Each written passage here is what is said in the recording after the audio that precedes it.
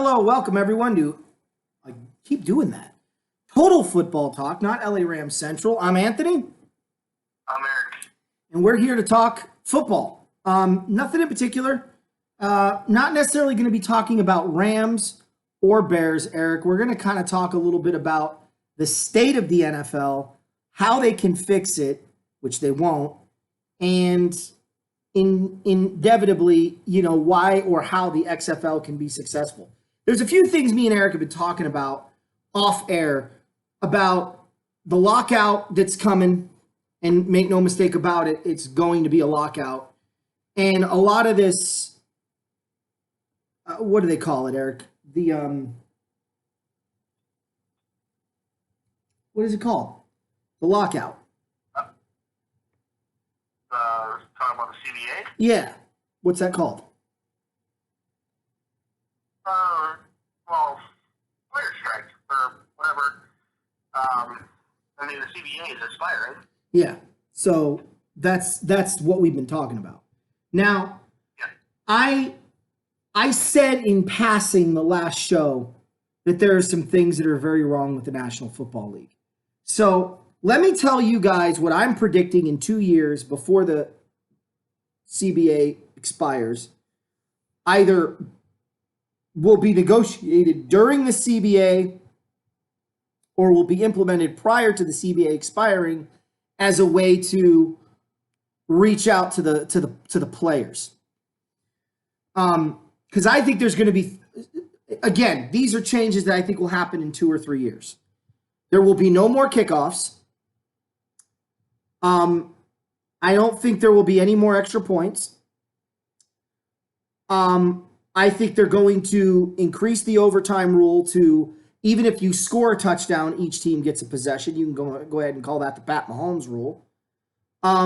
We already have pass interference being replayable. I'm pretty sure that they're going to minimize the strike zone in which you can hit somebody, making it basically shoulder level and up is going to be off limits, which is going to force players to tackle low a lot more, and you're going to see a lot more careers get cut short due to flapping legs into the wind as the leg breaks at the kneecap, because it's the only safe place to hit them without getting a 15-yard penalty. I also think you're going to continue to see ticket sales slump. And yeah, but that's not a rule change. I think those are going to be your significant rule changes. Who knows if they'll tweak with the catch? Something awful happens to one of the go-to six in the middle of the playoffs, or they're darling for the season like the Saints. I'm sure they'll come back with a rule change too. I was going to say, you mean pass interference? Yeah. Immediately make a rule change. You know what I have to say about that? Run the damn ball. I'll tell you that. Run the damn ball. Yep. No, look, I watched that game, and I'm not going to get into it because I had to record it and put it on DVD. And the Rams were robbed the entire game.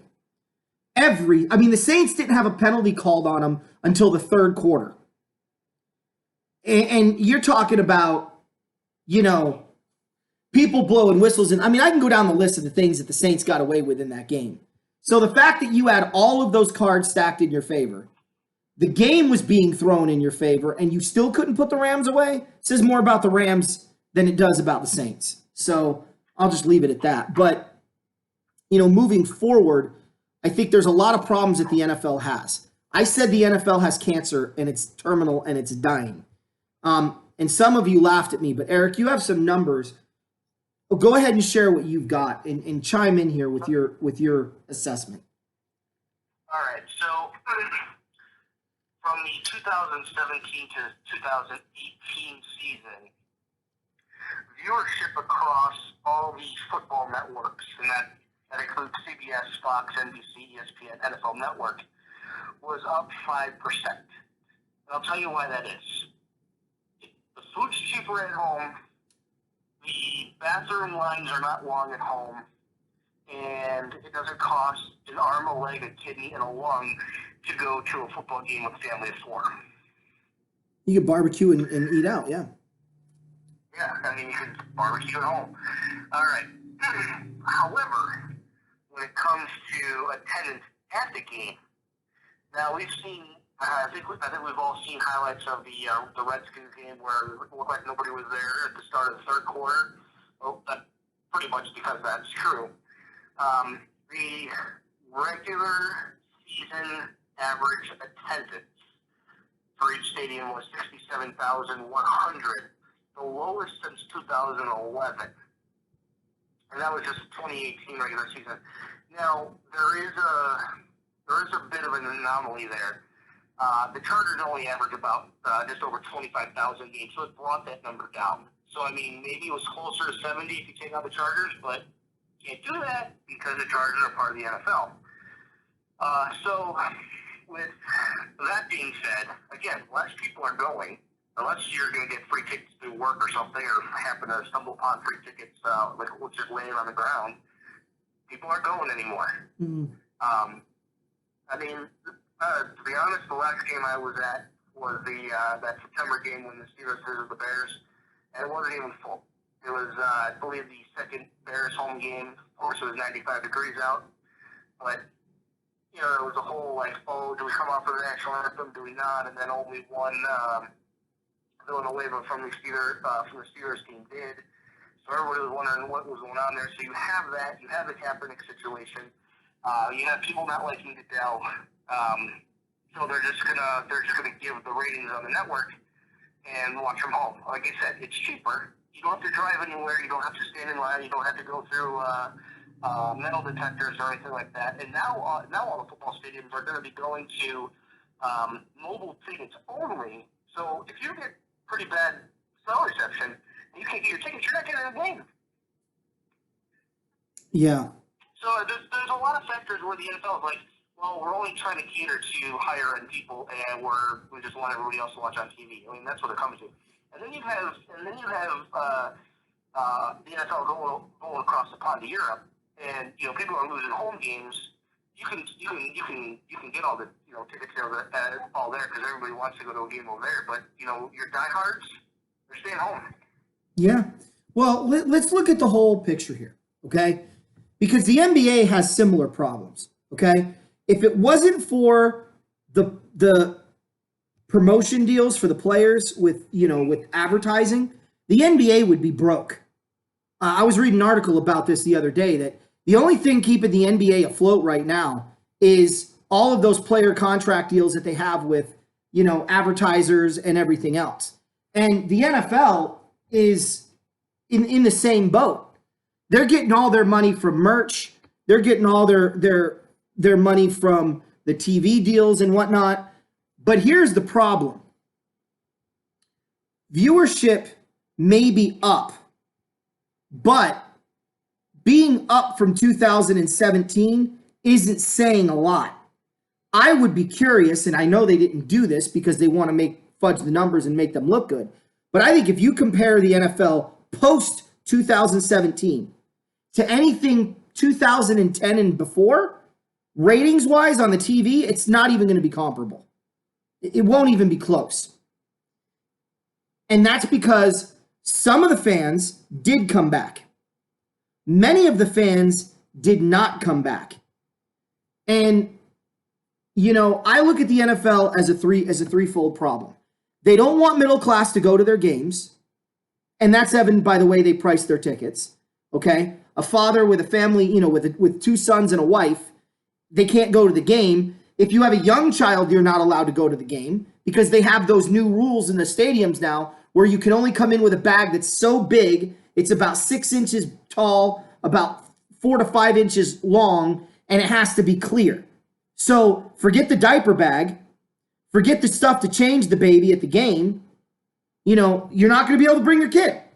So now you got to wait till your kid is about 3, 4, 5 years old to go to the game. Then you've got outrageous prices, like I said. So you take those factors, then you take the fact that the NFL is getting political, way more political than any of the fans on the right or left are comfortable with. And then you couple that with the fact that they're jacking up their prices for everything. A hat now is almost $40. $30. They only sell one type of hat. They cater to the gangster population, which probably makes up about 6% of the entire fan base. And I would argue probably that's a high number. Most of us like the curb bill, keeps the sun out of our eyes, right?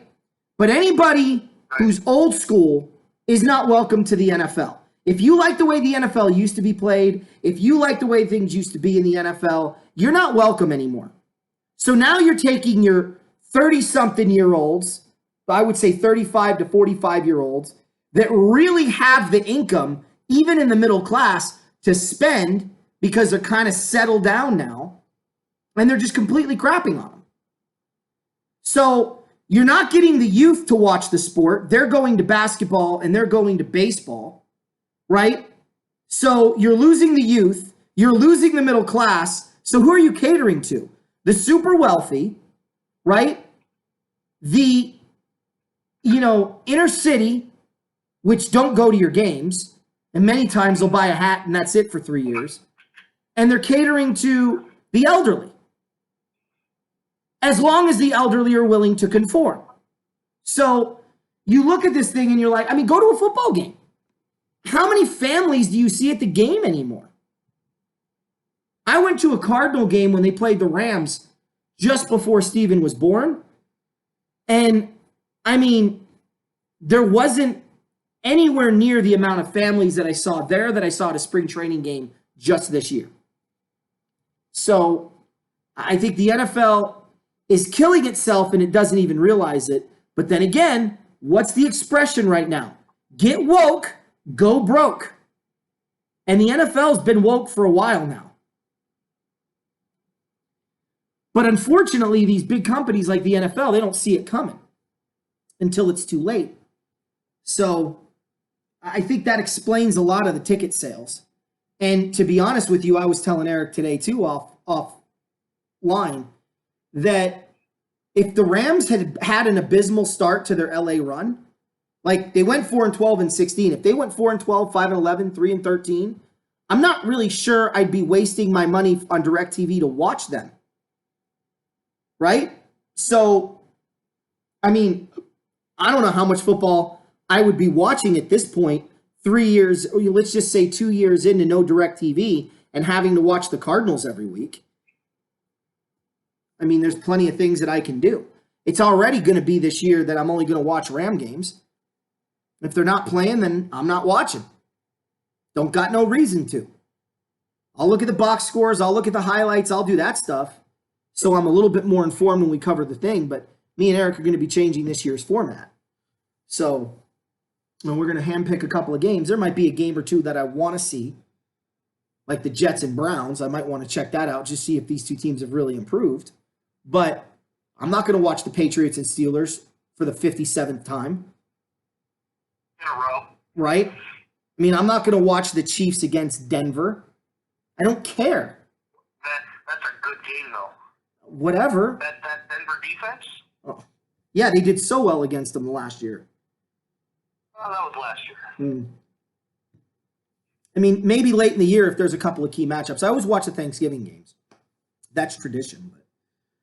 So, Eric, what do you think? Am I wrong? Does the NFL have terminal cancer and they don't know it yet? Or do you think that this is more they're just really sick?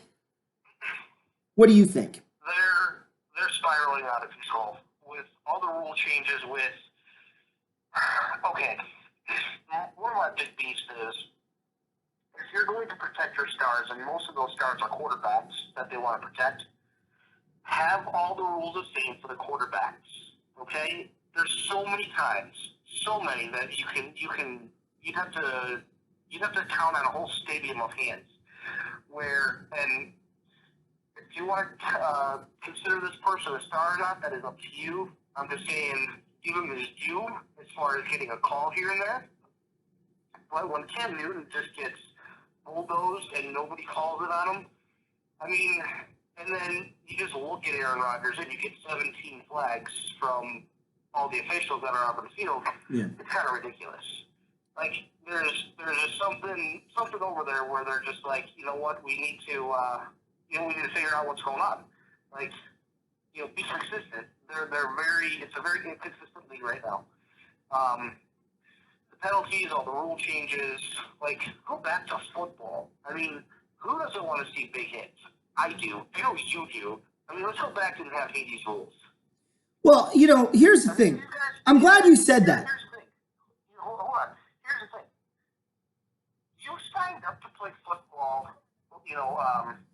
youth football, put on the pads, hitting guys, okay? That's what your whole mind frame is for. Enough of this flag football mentality crap. Yeah. Put the big hit on. Make sure that guy remembers you going across the middle the next time, because he ain't going to do it a second time. Do you notice, Eric, do you notice that the NFL no longer sells DVDs or videos? Did not know that. Yeah, all they do is sell the championship video and maybe a team highlight, if they sell DVDs at all. That's because when they took contact out of the sport, there was nothing the fans wanted to buy. I mean, follies can only go so far. Big touchdown passes and great runs can only go so far. What gets people to jump out of their seat in pure excitement is the big hit. Now, I have an issue here as a coach and as a player. If there's somebody out there that doesn't know, I'm going to educate you here for a minute, okay? Because I'm sure somebody heard what you said, Eric, and went, well, but they didn't know what this element of CTE when they signed up for football. Let me tell you why that's not true. From the moment you start in Pop Warner, the first thing your coach tells you is that football is not a contact sport. It is a collision sport. That you are getting into mini car accidents 40 to 50 times a game. And if you can't handle it, go play basketball. Go play baseball. That's the first speech a coach gives you. So you know from Pop Warner what you're signing up for. And to sit here and tell me that you didn't know that the NFL you're bad at the NFL because they didn't warn you that you could get a concussion and that they didn't protect you is ridiculous. And I would make this challenge, and I wish the NFL would do this. For every player that sues the NFL for CTE, I think it should be the NFL's right to turn around and say, we want full disclosure on a piss test. We want to know if you're on steroids or if you've ever been on steroids. And if the answer to that question is yes, then the lawsuit's null and void.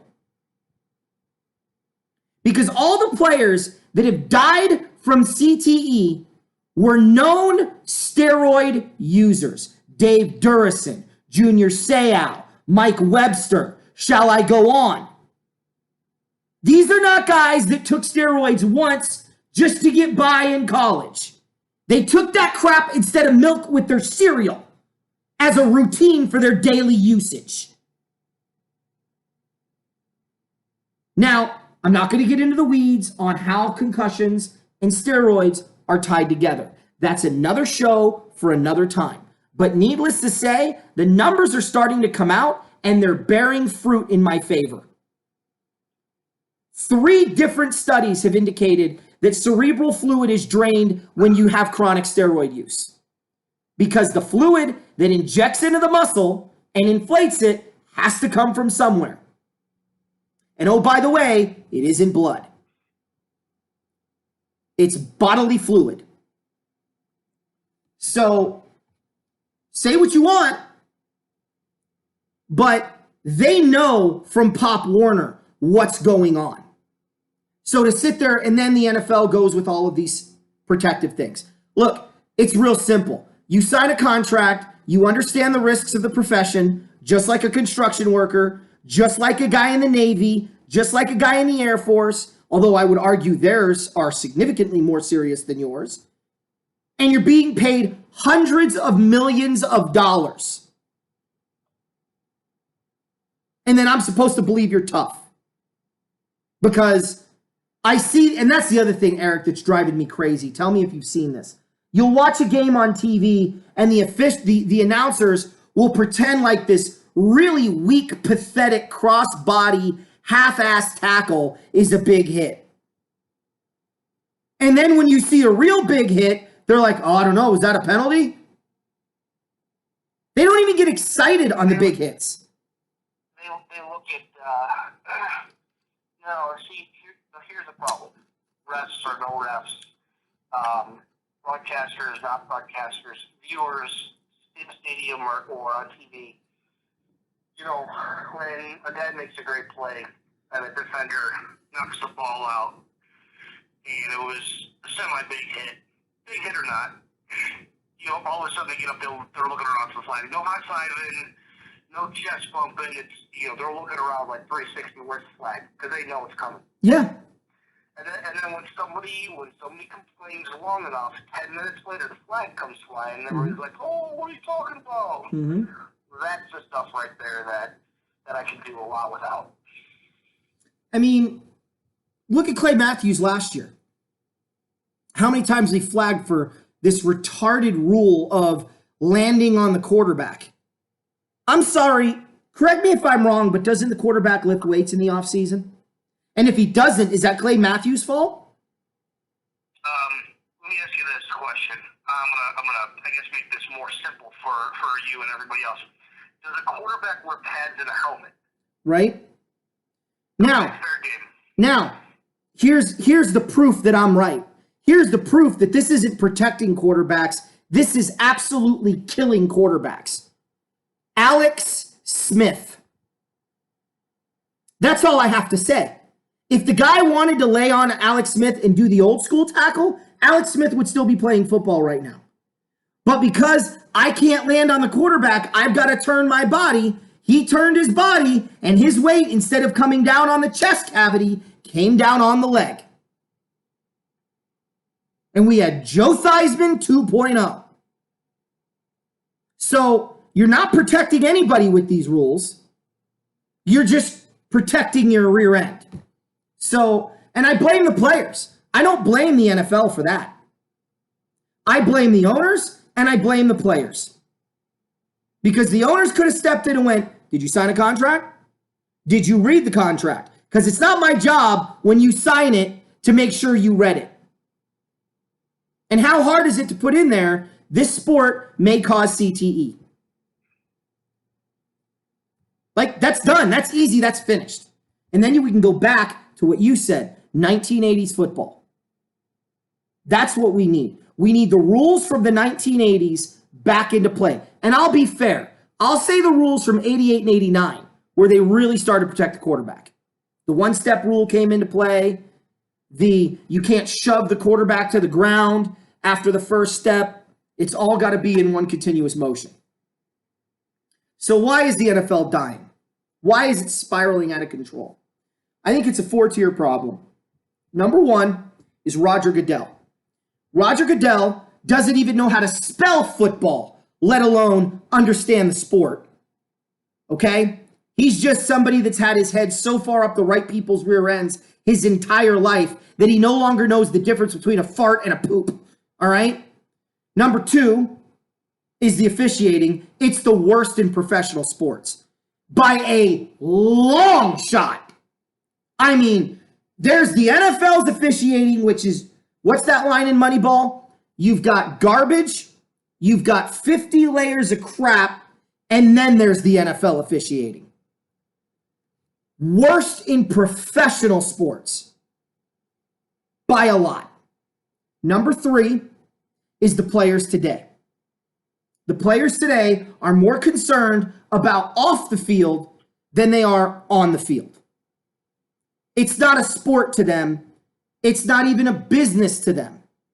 Their business is after football. Their business is Sunday night, Monday, or Tuesday during the off week. That's their business. They happen to play football so they can get their business. Number four, the NFL is lazy. I'll go 5. It's lazy. It doesn't market its players. It relies on the network and the media and the advertisers to market their players. I mentioned to Eric, does anybody really believe Tyreek Hill would have beaten the crap out of his girlfriend if he had been marketed by the NFL as a reputable, outstanding young man who had a reputation that was top notch? Me and Eric both say no. He wouldn't have raised his hand because he would have thought about what is portrayed by the public. Lastly, now maybe not. I'm not saying it's going to work for all players. And maybe Tyreek Hill is still going to do what Tyreek Hill did. But I would argue a lot of this would have been prevented. It would be stopped in its tracks. The last one, for me, the most important, is the game is gearing towards the same teams, the same owners. And everybody else that cannot compete is just simply left in the dust. Eric, you mentioned it. They protect Aaron Rodgers, a 38 plus or whatever, however old he is, quarterback. Phillip Rivers. 35. Yeah, Phillip Rivers, Drew Brees. These guys are in their upper 30s. I don't care. They're not going to be around much longer. I would like to see what this Darnold kid can do and not see his career get cut short because he's lambasted by somebody and the official didn't call it because he doesn't have 12 Brady on his jersey. Or 9 Brees. Or 17 Rivers. You know, I want to see these young guys get a shot. And yeah, I'll throw Cam Newton in there. We'll never know what Cam Newton's career could have been if the NFL treated him like Tom Brady. I digress. Your go. Well, actually, I think it's very simple for me. And I know TV viewership has gone up, like I mentioned before. But when everything is watered down and the ridiculous amount of penalties, the types of penalties, what do people do? They switch to the next team. What do people do? They pull an Anthony and they say, you know what, I'm not watching this stuff. I got my boys I can play ball with. I got my wife I can take out on a date. And, same thing with myself. Yeah. Sunday's family day. The only people who really are keeping track of everything are fantasy football players. I mean, you and I are both of them, but, we can go a couple hours without having to do anything. It's not like we can control what they do. Right. You set your lineup and you just go about your day. I know I mentioned before, and I think that this was when we talked earlier, but I mentioned that Goodell is making the NFL money as far as from an ownership standpoint, and this is why year number one isn't going to happen. They're not going to get rid of Goodell. The Goodell signed his extension to correlate with the CBA, and basically, as soon as that new CBA is done, if he's even in charge of it, he's done. He's going to retire. I don't think after his next 2 or 3 years that are up when they are, that he's going to be back. I mean, he's got a sweet compensation plan after he's done. Full time health benefits and a private jet and whatnot for him and his family. So, he could just ride off into the sunset. So, what's going to be interesting is start looking to see who is possible next replacement is. That's the guy that's either going to keep football going the way it is or turn it around. So it ain't going to be Goodell. Well, and I don't think Goodell's going to be able to pick a successor like Pete Rozelle was able to. Look, I'm going to get to a couple things here. What can the NFL do to save itself? Eric, you touched on it. Number one, get rid of Goodell. Now, I'm going to get to why I think the NFL is going to be a dead product in a little while. Okay? But get rid of Goodell is step one. Step two, all of the decisions Roger Goodell has made, reverse them. Change the contact rules, change the rules back to the way they were prior, go a step further with the catch rule, go all the way back to Pete Rozelle. If any part of the ball touches the ground while you're in possession of it, it's incomplete. If you catch the ball, go to the ground, and the ball pops out, well, if it was a possession, right? If your body's extended and the ball hits the ground, it's incomplete. But if your hands hit the ground and the ball pops out and you recatch it, it's a catch. Catch rules were simple back in the 80s, really easy. And no one ever complained when there was a drop. They argued sideline catches. They rarely argued over the middle of the field drop passes. Now, that's step 2. Step 3, they got to step in and tell the Raiders, you're not going to Vegas. We're not going to allow for it. Because the NFL is already pushing to legalize gambling, and now you're going to have the Raiders in Vegas. Now, I'm telling you guys right now, if you think gambling in the NFL is a good idea, well, we do fantasy football, Anthony, isn't that gambling? I'm actually against fantasy football. I do it because it's legal, but I would much rather not. And I'm not sure how much of that is actually affecting the game. Because if you think just people like me and you are playing fantasy football, you're funny. How many of these athletes are doing fantasy football for real money? Actually, I will answer that question for you. You'd be surprised. There is quite a few, and they have actually big time games. Like, okay, let me backtrack there. I have heard on multiple Cubs broadcasts, okay, about their fantasy football draft, like how it's only like a in-clubhouse thing or something like that. So I know that baseball players play fantasy football, and I can tell you right now without a doubt that football players can't stand fantasy football because if they don't put up 10 catches in a PPR league and have 100 or plus yards, they hear it from their Twitter followers, hey, why didn't you do this or why didn't you do that? Like, they don't need that stuff. I love it when a football player comes out, like an Arian Foster or somebody just did it last year too. I forget who it was, but they're like, I don't care about fantasy football. I'm here to get my stuff. Do you remember when Brian Westbrook knelt down at the 1 yard line? Yeah. He caught so much flack from fantasy football players. They're like, oh, you cost me a touchdown. Oh, I didn't win the championship because of this, or I didn't get in the playoffs because of that. Who cares? Or somebody gets injured, and they're like, oh, you just ruined my fantasy season, blah, blah, blah. You know what? Tough. Get over it. You know what happens? So, but that's my point. You know, That, hold on. You know what happens when one of my guys gets injured? I move the F on. Eric, you're talking about me and you. What about that big-time multi-billionaire that has something invested? What about those football players that realize that their payout for winning that week, if they're doing a week league, is more than their salary for the week that they get from their NFL team, and decide, hey, you know what? I can't do as well this week. Well, I don't know if football players have a fantasy football league. I have heard of one or two guys actually coming out and saying, yeah, so-and-so kicker was on my fantasy football team. I have heard that before, but I don't hear it a lot from football players. Now like I do from baseball players. Well, and that's just it, is the NFL players, think about that. How would that come across if they came out and openly admitted to it?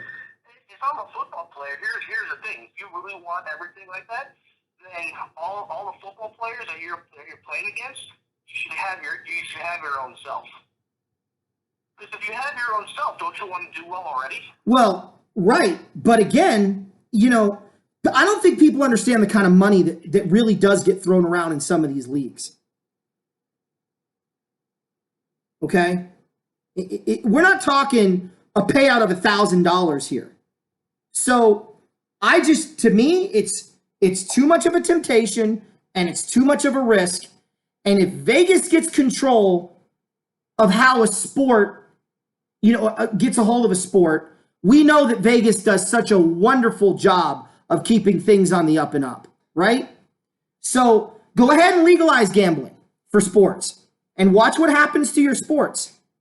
Go ahead and move the Raiders to Vegas, where you've got NFL players in Oakland that can't stay out of trouble, but you're going to put them on the strip.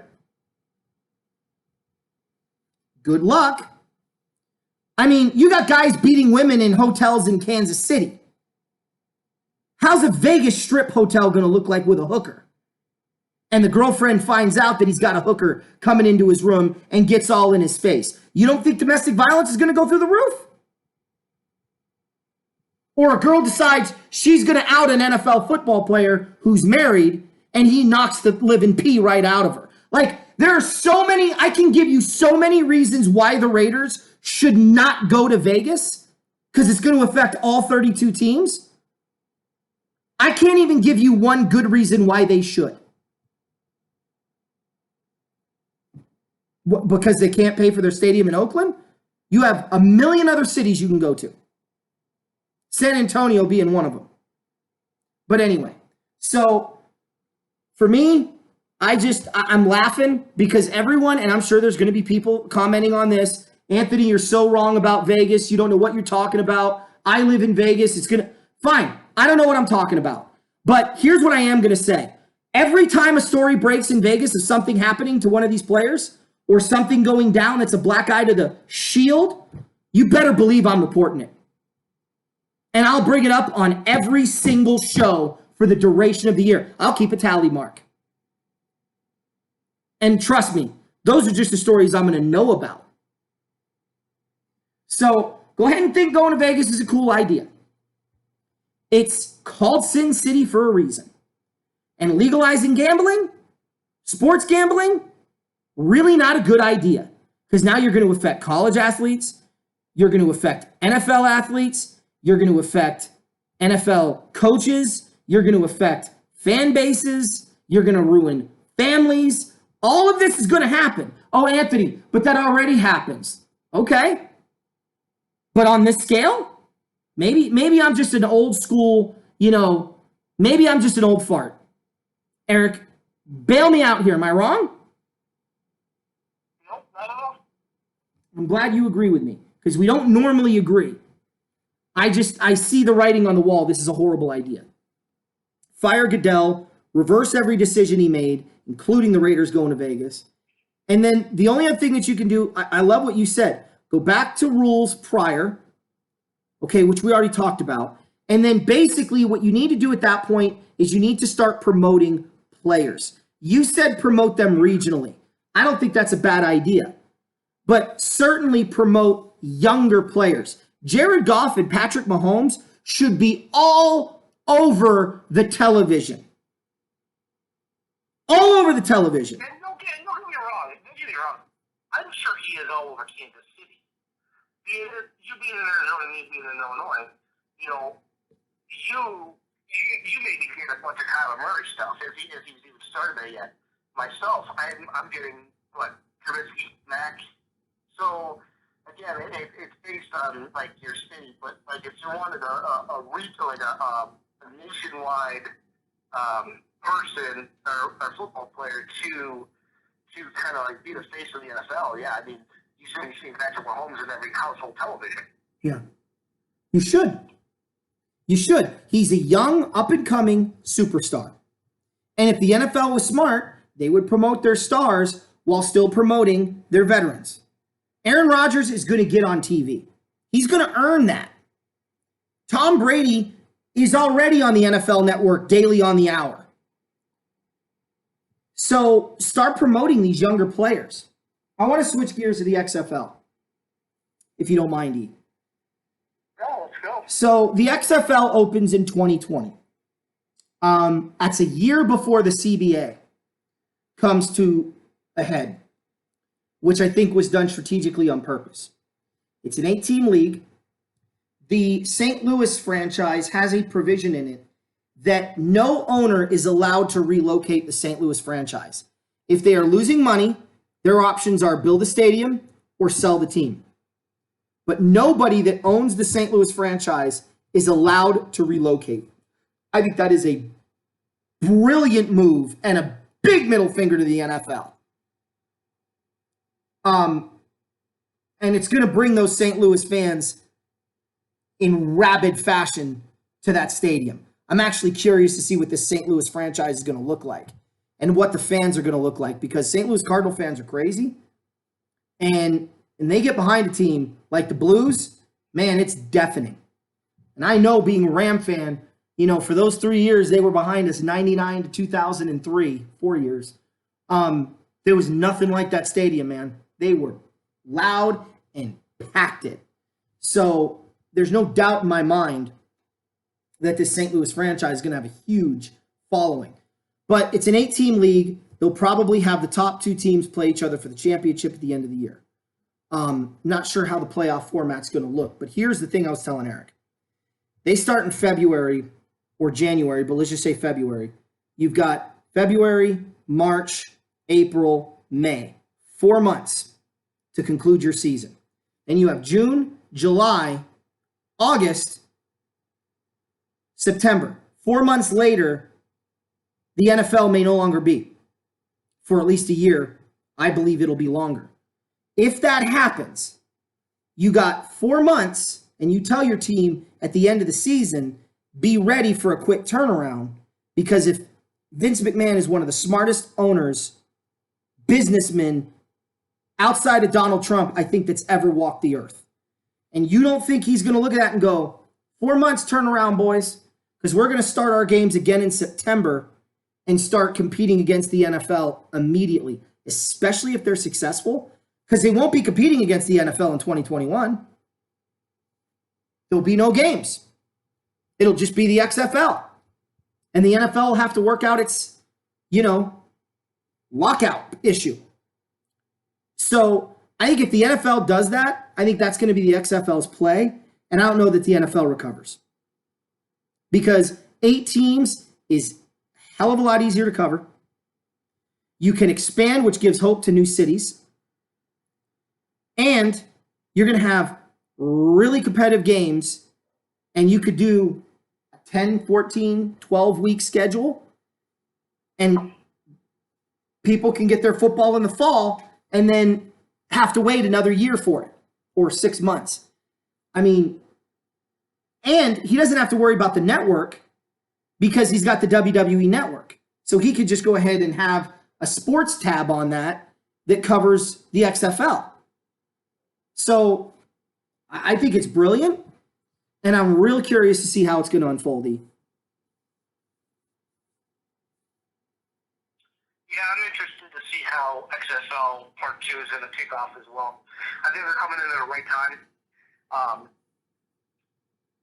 With the NFL really nearing the end of their CBA, this has a chance for the XFL to really take off and do what they couldn't do before, and that is keep their audience and go for a second season. And I think as soon as they get past their second inaugural season, if they're able to do that, they might be able to sustain their success for the long term. And if they're able to do that, and if the NFL doesn't come back from their strike or lockout, whichever, I think it's going to be a strike. It's going to be more from the player side. That the XFL is just going to take it by storm, because people want their football things. Mm-hmm. Not everybody, but a lot of football fans want their things, so they're going to turn to the XFL. Yeah. They got nowhere else to turn, because by the time the XFL starts, college is already over. Yeah, spring training is coming in for baseball, but people still want that football fix. They're like, we need football. And if the XFL is successful and takes over, it's going to be really hard for the NFL to come back, because some of those guys whose contracts may have run out, they may jump ship. Well, that's what I want to see, is them compete for contracts. I want to see the XFL go after these kids from Richmond, Maine, New Hampshire, as well as the Alabamas and the USCs. I want to see, the defensive back from, I don't have a player name, but the defensive back from Arizona State, and see what this kid can do at the professional level. Everyone's like, oh, nobody's going to watch a watered down version of the pros. Are you high? Are you high? If you really believe the caliber of NFL talent is put in an old game. Put in an old game. Once the NFL expanded beyond 28 teams, the product became watered down, generic, and absolutely borderline pathetic. The fact that I watched 3 weeks of the Alliance of American Football League and didn't see a big difference in performance from their league to what I saw on the Super Bowl stage, okay? Super Bowl, the 2 best teams in the league. And I saw better talent out on that AAF football field. That should tell you something. It's a big market, is college football. And the NFL, they've gotten lazy. They've gotten dumb. They've gotten predictable. They're going to recruit the same people every single year. They're going to draft the same players every single year. You're going to hear the same talking points every single year. Oh, Drew Brees, who saw him coming? I don't know. Anybody with a brain? I'm a Notre Dame fan. I watched Purdue games. Drew Brees was lights out. He was sick. Phillip Rivers was outstanding at North Carolina State. Nobody watched Phillip Rivers in college and went, I don't know if that guy can hack it, except the NFL experts. And then we're supposed to believe, oh, what a shocker. I mean, this goes back. Look at Doug Flutie. Doug Flutie was an amazing football player. Too short, can't get it done, wins 19,000 Grey Cups, and then leads Buffalo to the playoffs for the first time since Jim Kelly retired. Then they bench him, and dipstick Rod Johnson, who is a better player, couldn't get the job done. Really? You want to talk about talent? The NFL doesn't have a lot of it. It has pockets. And I would argue the quarterback position is the worst. Because you've got guys, I don't know, we'll wait and see. You've got other guys that go, okay, looks like they're pretty good. And then you've got other guys that you're going, dude, I can throw that. I can do a better job of that, and I'm fat and 40 and out of shape. Are you kidding me? And then players that maybe could make a difference and trailblaze. Could you imagine Randall Cunningham today? Not even just Randall Cunningham, even Warren Moon. Yeah.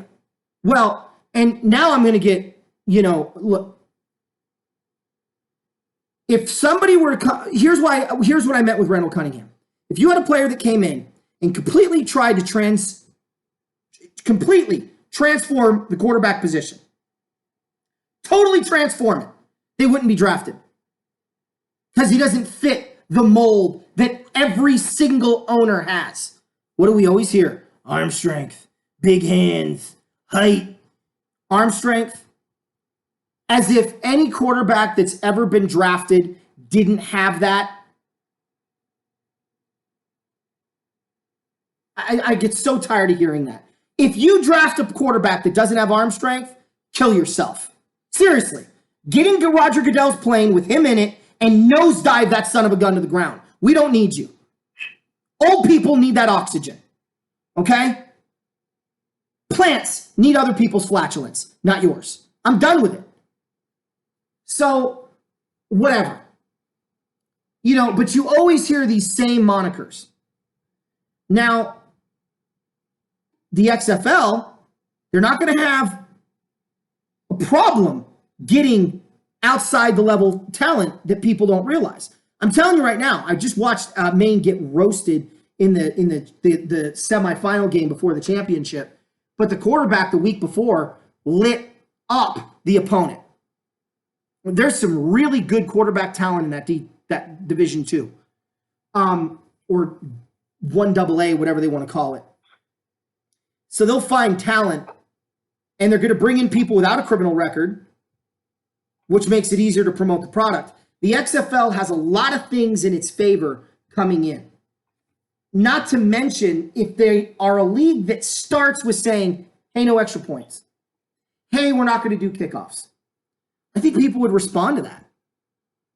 But the reason the AAF was so successful the first week, until people realized what lie was being shoveled down their throat, The reason people were excited for that new league coming up was because it was different. And then they found out, just kidding, it's not different. But the XFL comes in, it is different. So you're going to have that same enthusiasm, Eric, behind the XFL. You're going to have new faces, talent level that's going to be comparable, and the average fan will pick up on that right away. I'm not talking about the egotistical, elitist butt wipe in Bristol, Connecticut, or in Los Angeles, outside of the NFL Network studio. I'm talking the real fans that go out and spend money. Then you're going to have cheaper tickets, less games, and I think this is the most underrated thing in all this, Eric. They're going to have 1 week where that's it. They have set a group of games 1 day of the week. No Monday night, no Thursday night, no Sunday night, no Saturday afternoon when college is over. 1 day to get their football fix, and then they got to wait a whole other week. That's ingenious. Because it's going to want people to want more. I think it's gonna benefit them with that in the long run, and then I think depending on ratings and whatnot, and how people are talking about the XFL, all it takes is word of mouth. That spreads like wildfire. Yeah. So I wouldn't be surprised if that happens. But also, if the NFL starts scaling back Thursday nights and whatnot, more towards obviously keep their Monday Night Football, but maybe go back to Thursday nights after Thanksgiving. Well, I would argue 2 things. Do away with Thursday night altogether. If you want to have a Thursday night game in the first quarter of the season and a Thursday night game in the second quarter, the fourth quarter of the season, fine. And keep your Thanksgiving Day games, obviously, that's tradition. But honestly, Monday Night Football is dead. Because if Monday Night Football, what the NFL doesn't realize is the sport needs quality announcers. Because if you just put it on mute, it looks ridiculous unless you're a coach. I'm used to watching games on mute. Right? But the average fan isn't going to put the game on mute. And every year I hear the same thing. I'm not looking forward to the Super Bowl matchup. I'm looking forward to the Super Bowl commercials. If the NFL doesn't think that's a problem, I don't know what to tell them.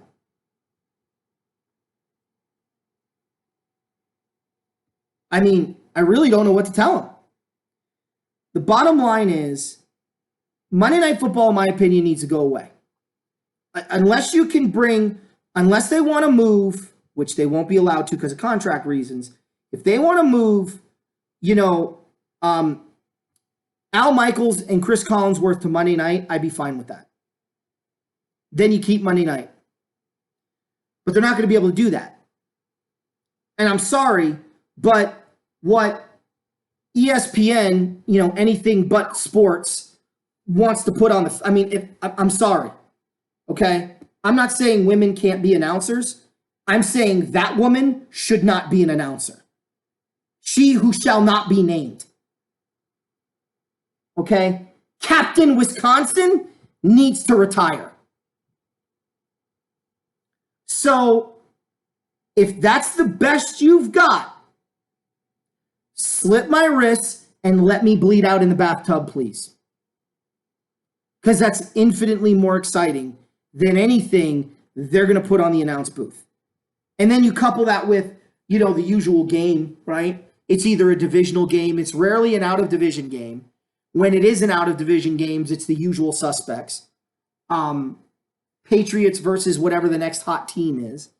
And of course, they do that before the season starts, so there's really no excuse. The matchups, I just don't think have been very good in the NFL. The week 1 Monday night game between the Rams and Raiders was good. Jets and Lions was interesting, but I would not have put that game on Monday night. I would have rather seen the Bengals and Colts on Monday night. Or how about, let's just look at the schedule last year. Where are you? I'm looking at it right now. Well, not that, because no one wants to see the Buccaneers. Not even Buccaneer fans Not want this to. year. Not last year. No one wants to see Buccaneers ever.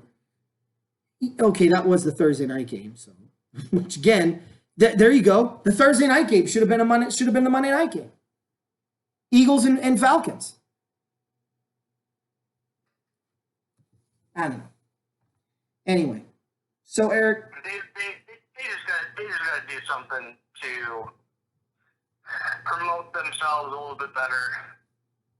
this is the first time. This is the first time I can ever remember, and I'm curious, you guys out there that are watching this, how many of you feel the same way? How many people out there are like, "Oh yeah, football's coming up soon"? Crap. Right? Like that shouldn't be the reaction, Right. but it is. Oh, I got to see Tom Brady again. Wonderful. I get to hear about how great the Seahawks are in their stadium and their fans. Even though year in and year out, they have just as many false start penalties as the worst team in the league. But I got to hear about the 12th man because they're so amazing. I got to believe or be told that Tom Brady has still got it, even though he throws 15 yards downfield, short and in the dirt. Right? I got to hear how great Ben Roethlisberger is. The guy can barely move and throws to one person. And that one person wasn't Antonio Brown anymore, so he picked up his ball and he went home. Right? I got to hear about how great of a coach Mike Tomlin of the Steelers is. Yet he can't get his running back to show up. He can't get his team to stop bickering like high school girls. I'm not putting that on Tomlin. I am. That's on the Pirates. That's on the Steelers front office. You know what? Eric, he could have been vocal. He could have been vocal. He could have turned around and said, "This is ridiculous. They need to figure out what he wants and bring him to the table. We need him." But fine, don't put that on Tomlin. But the 14-year-old high school girl locker room situation, week in and week out in Pittsburgh, that is his fault. That's 100% his fault. But I got to hear how great of a coach he is, because he's great. And then, oh my gosh, right? I got to hear how bad other players are that I'm watching going, thought he played great. I don't know why everyone's pissed off at this player. I don't get it. He averaged 4 yards a carry. Yeah, he didn't crack 100 yards, but when they ran him, he tore it up. No, I got to hear how terrible he is. Okay. All right. Can't wait for that. Got to hear how bad the Rams are every week. And how many times, starting in August, Eric, are we going to hear the following statement? Oh, the Rams really screwed the Saints in the championship game. That game's going to be the Saints' revenge game. Saints' revenge game. And then when the Rams blow them out, they're just not going to mention it. Oh, the Patriots are 2-0. At least 7 times. Before the game. And then depending on how the game goes, right, if the Saints win, Rams fans, the Ramily, we're never going to hear the end of that championship game. Till the day you die, you're going to hear about that game. But if the Rams blow the Saints out, you'll never hear it again. Except in passing or in casual conversation about that one game. But it won't be mentioned on the network. But if the Rams lose, every hour, on the hour, 24/7, 365 days a year for the rest of your life, you're going to hear about that game. And I have a response every time for that game. Run the ball. Run the damn ball. Yeah. So, I don't know, man. For me, I'm not excited for 2019. Once the season gets going, I'm sure I'll get in the mood. But well, yeah, it's end of June, so I don't expect you to start getting. Well, that's just it. Normally, until after the full spring training game or preseason game. Actually, normally this time of year, I'm starting to look at the schedules and I'm buying all the books and I'm doing all the reading and I'm getting into it and going, oh, look at this player, look at this team, look at that. I'm not doing that now. I'm going, oh, Yeah, yeah. well, the only book you're buying is fantasy books. No, I'm not. No, I'm not. I've never bought a fantasy football book. Ever. In my life, and I never will. Because I don't need some pencil neck prick that's never even played a down of football with his family, let alone in an organized game, tell me how to draft a team. Sorry. I'll do it the old-fashioned way. I'll look at the numbers. So, anywho, XFL, what do you think the odds of them moving to fall in a few years is going to be? 75%. 75%? 75%. Wow. I did not expect. I was thinking more like 40%. Okay. Well, we differ there. If the NFL strikes, they'll if the NFL strikes and they don't play in the fall, the XFL will somehow coordinate their guys to play. And those guys are going to be hungry to play and be the only game in town that people are going to watch.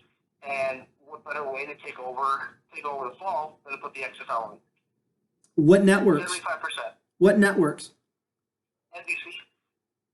Just NBC? Well, I would say NBC and CBS. Yeah, I would say definitely NBC for the big game. I don't know if you want to. I don't know if you want to put on like the hot game of the week or something like that. But definitely NBC for your main game, and then CBS for maybe a regional game. I think that would work out. see. Really well. I think with an 8-team league, you just go ahead and stick with one network. Now, if they want to expand to 16 teams and have 2 conferences, then yeah, go ahead and get a second network to cover the other conference. But I think as long as they stay small, I would say 8 to 12 teams.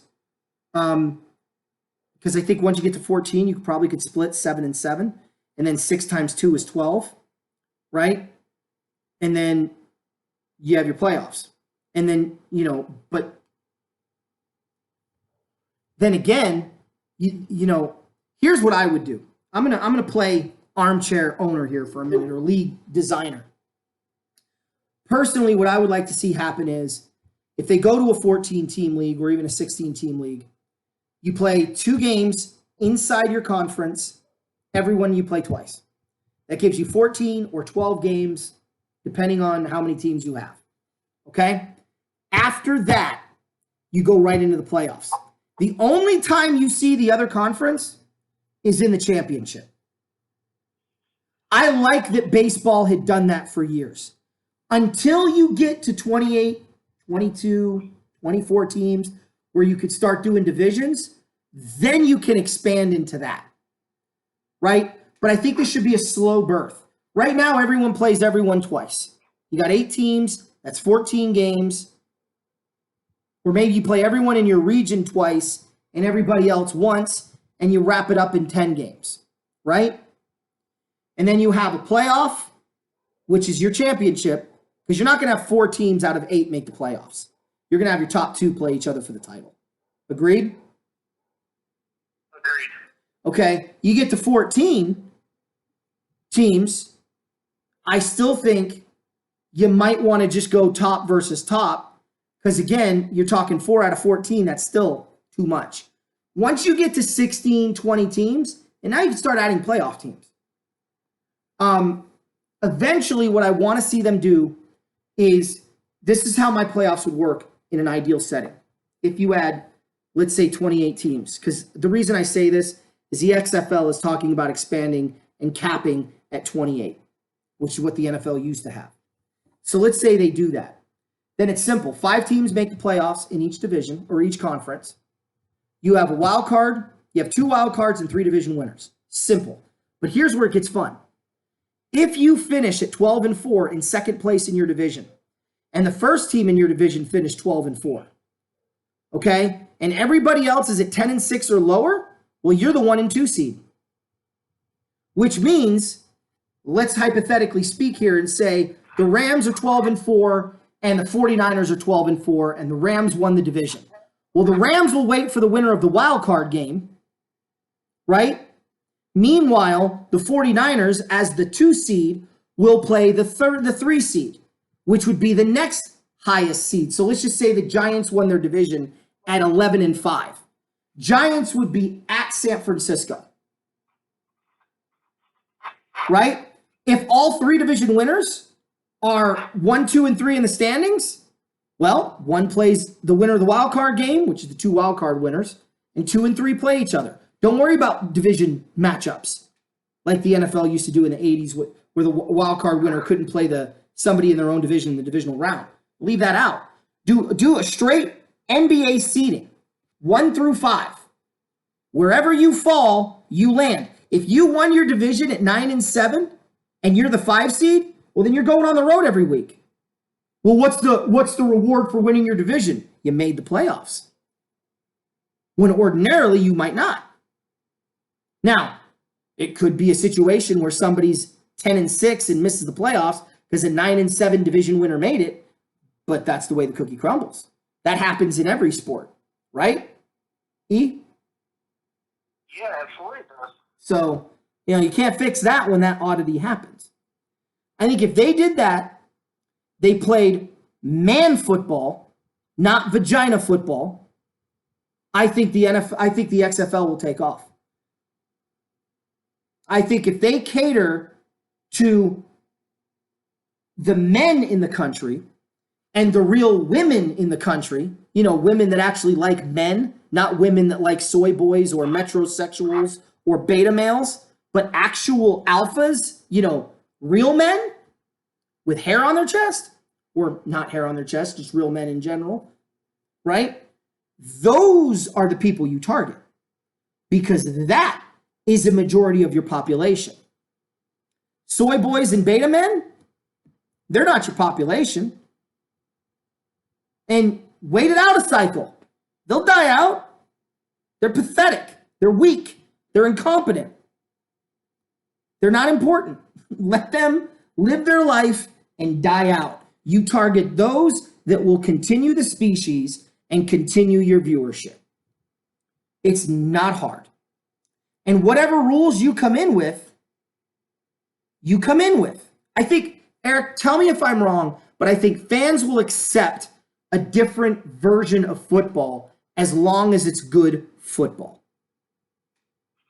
You put a good product on the field, you market it the right way, and yes, people will enjoy and they will spend their money on a good product. Like it's watered down when you know who's making the playoffs every year. Mm-hmm. No, people are going to go do other things. Yeah.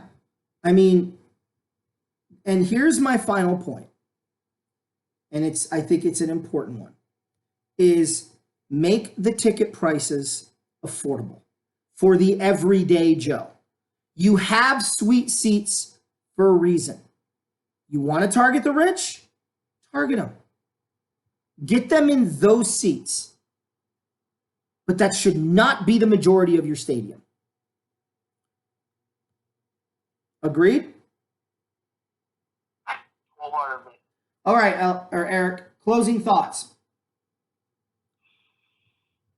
I